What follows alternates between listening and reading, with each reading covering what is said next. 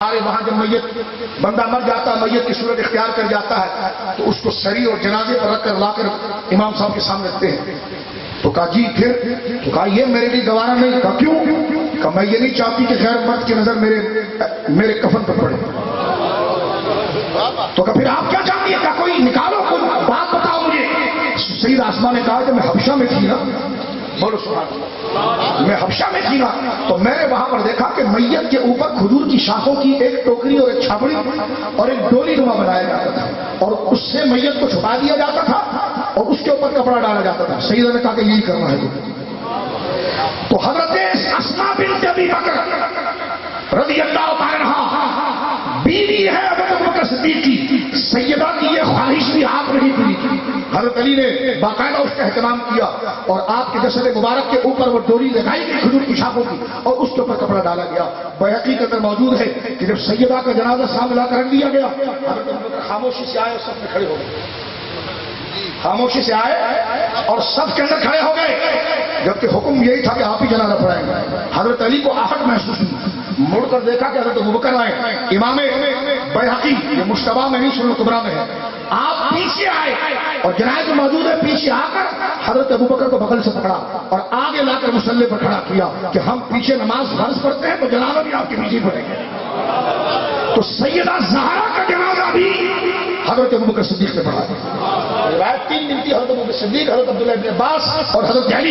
لیکن یہ بھی ایک معتبر روایت ہے کہ حضرت علی مرتضیٰ کا ہاتھ پکڑ کے خود حضرت علی نے خود ہاتھ پکڑ کے حضرت ابوبکر کو آگے کیا. فرمایا جہاں فرض نمازیں آپ کے پیچھے ہوتی ہے تو فرض کفایہ بھی آپ فرض عین. یہ گھرانہ کس کا ہے بولیے؟ حضرت ابوبکر صدیق. اور محبت اور عقیدت دیکھیے ناموس پر.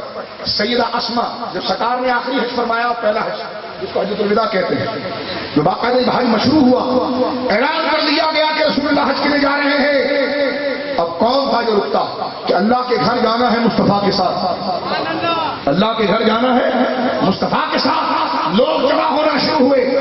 24 ذی القعدہ یا 26 ذی القعدہ یہ تاریخ ہے. سرکار مدینہ منورہ سے روانہ ہوا مکہ شریف کے لیے اور 5 ذی الحجہ پر مکہ پہنچے. یہ سفر چلا. سنیے ذرا، سرکار نے ظہر کی نماز پڑھائی مسجد نبوی شریف میں. حضرت ابوبکر کو کہہ دیا فجر کی نماز پڑھا کر جو سارے مسافر آئے تھے، جو بازار سے کریمہ خرید لو، ظہر پڑھ کے جائیں گے. اب کچھ لوگ آرام کرنے لگے، کچھ نے اپنا بستر تیار کر لیا، کچھ نے بازار سے جو شاپنگ کرنی تھی وہ کر لی. ظہر کے بعد حضرت ابوبکر گھر میں آئے. فجر کے بعد دیکھ رہے ہیں کہ ان کی بیوی اسماء بنت عمیس وہ جو ہے وہ بستر اپنا تیار کر رہی ہے. آپ نے فرمایا تو کیا کر رہی ہے؟ حالانکہ اس وقت بچے کی ولادت ان کے قریب ہے، اور بچے کی ولادت کے وقت ماں کو جو تکلیف ہوتی ہے، بچہ اگر پوری نیکیاں زندگی کے لے کر بھی پہنچ جائے تو اس کی ایک سستی کا مقابلہ نہیں کر سکتا.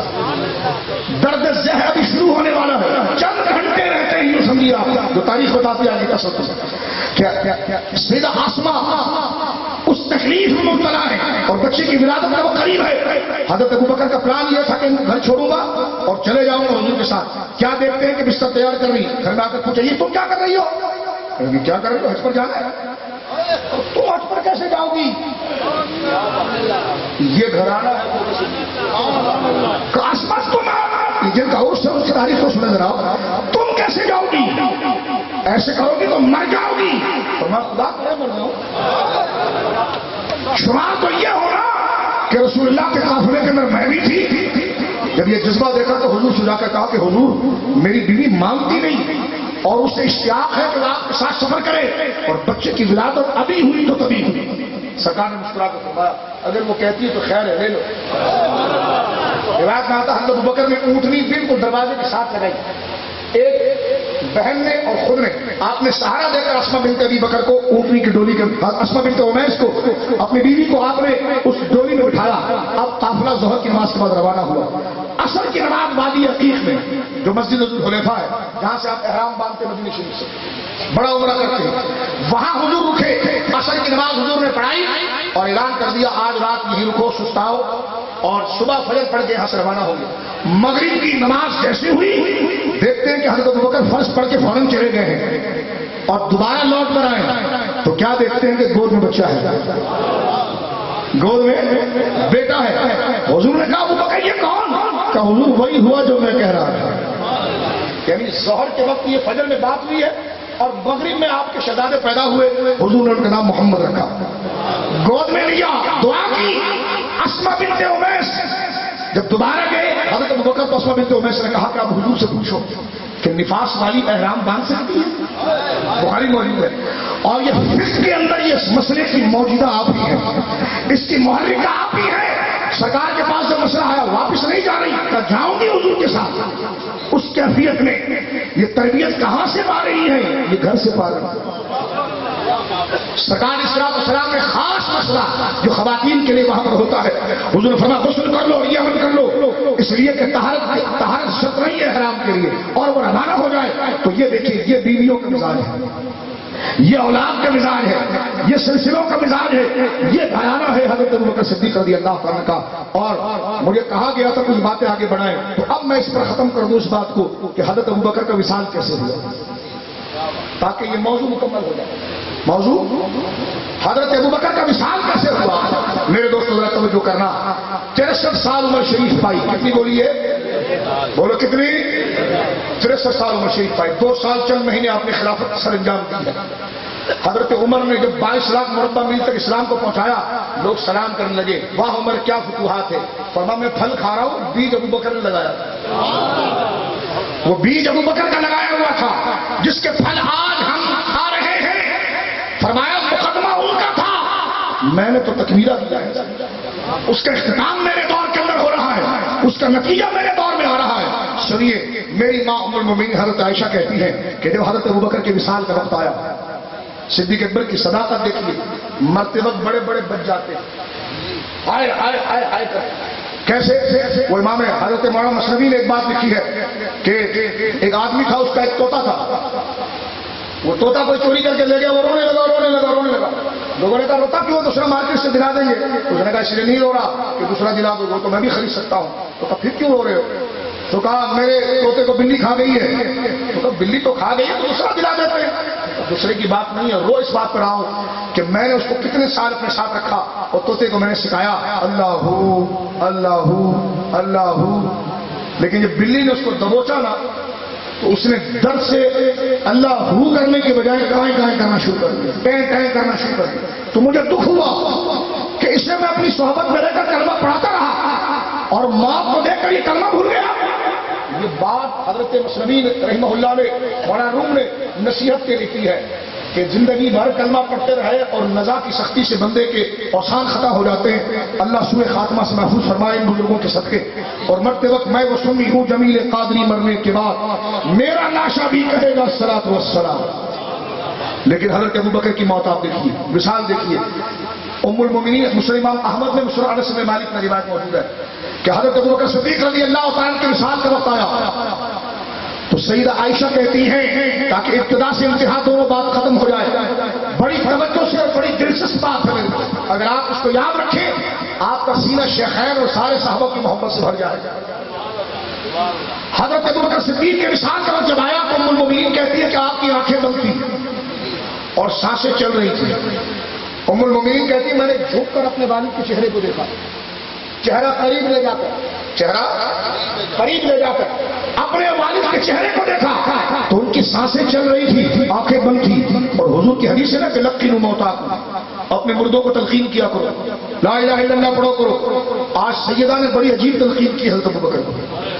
مسند امام احمد مسلم سے مالک میں روایت موجود ہے کہ چہرہ قریب لے جا کر سیدہ عائشہ کہتی ہیں وہ ابیض یستسقى الغمام بوجهه، یہ شعر پڑھا تو حضرت ابوبکر کی آنکھوں کے اندر جنبش ہونا شروع ہوئی۔ سمان الیتامی عصمت للارامل، کیا شعر تھا، کیا معنی تھا؟ یہ حضور کا پسندیدہ شعر تھا، حضور کی پسندیدہ نام کا شعر تھا۔ معنی کیا تھا اس کا؟ وہ ابیض، ایک گورے گورے چہرے والے، ایک گورے گورے چہرے والے۔ ابیض حضور کا نام نہیں ہے، یستسقى الغمام حضور کا نام نہیں ہے، سمال الیتام جو حضور کا نام ہے، آپ کا نام مبارک تو محمد احمد حاشر ہے، اس میں نام کہیں نہیں ہے، لیکن حضرت ابوبکر کا استحضار آپ دیکھیے اور یکسوئی دیکھیے، مثال کا وقت ہے، سانسیں تیزی سے چل رہی ہے، ام المومنین سیدہ عائشہ صدیقہ آپ کے چہرے کو دیکھ کر آنکھیں بند شعر پڑتی ہے، وہ ابیضو ہے گورے گورے چہرے والے، یستسقى الغمام بوجهه، یہ بارش جو برس رہی ہے یہ تیرے چہرے کا صدقہ ہے۔ شعر مکمل ہوا، حضرت ابوبکر نے آنکھیں کھولی، فرما حال ہوا محمد رسول اللہ، فرما عائشہ یہ حضور کی شان ہے، عائشہ یہ حضور کی شان ہے۔ اور اس کے بعد آپ کی روح مبارک آپ کے کفر سے سری سے پرواز کر گئی، کیا مطلب؟ یعنی جان آفرین کے حوالے بھی کی تو حضور کی نعتیں پڑھتے ہوئے حضور کی۔ میرے امام نے ایک جملہ کہا ہے، اگر آپ سمجھیں، میرے امام سلام پیش کرتا ہے صدیق اکبر کی بارگاہ میں، اصدق الصادقین، اصدق الصادقین، یہ خود ایک بڑا تشریح طلب موضوع ہے۔ اس لفظ کی ترکیب اگر آپ دیکھیں، اس کے معنی میں اگر آپ گزرے، صرف کے معنوں کو اگر لغت سے آپ اٹھائیں اور دیکھیں میرے امام نے کتنا اونچا کلام لکھا، فرمایا اصدق الصادقین، اور یہ کہتے ہیں میں نوکر صحابہ تھا۔ میں نے کہا کوئی شاعری ہے، کوئی شاعری ہے؟ یہ جو دوسرے نا جو میں نوکر جگہ جگہ چوکی ہوں، میں نوکر صحابہ تھا، میں نے کہا اس کو شاعری نہیں کہتے، یہ کوئی لفظ ہی نہیں، اس میں کوئی حسن ہی نہیں ہے۔ میں نے کہا حسن منقبت کا یہ ہوتا اصدق الصادقین۔ اتنے بڑے بڑے تم ہو گئے عام صحابہ، میں نے کہا تم کو شعر نہیں لکھنا ہوتا منقبت کا، یہ کوئی شعر ہے میں نوکر صحابہ تھا، یہ کوئی شعر ہے؟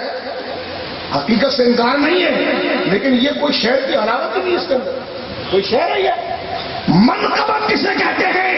امام محمد رضا نے کہا اصدق الصادقین سید المتقین، بولے سبحان اللہ، اصدق الصادقین۔ میں نے کہا صرف صحابہ کا نام نہیں، محبت ہوتی ہے نا تو پھر شعر نکلتے ہیں۔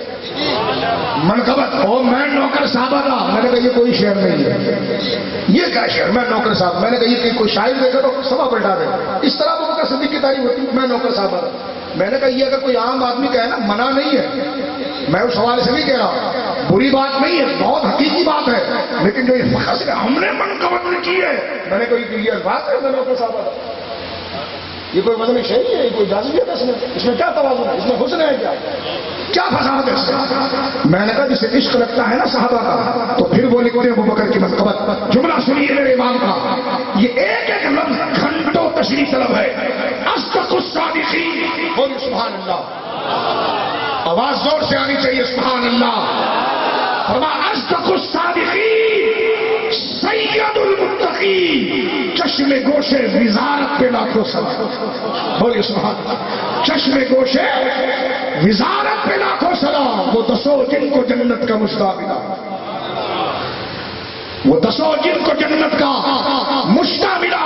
انس الرحمن بن عوف قال ان النبي صلی اللہ علیہ وسلم قال ابو بکر فی الجنہ، عمر فی الجنہ، عثمان فی الجنہ، علی فی الجنہ، طلحہ فی الجنہ، زبیر فی الجنہ، سعد بن ابی وقاص فی الجنہ، سعید بن زید فی الجنہ، ابو عبیدہ بن جراح فی الجنہ، عبد الرحمن بن عوف فی الجنہ، رواه الترمذی۔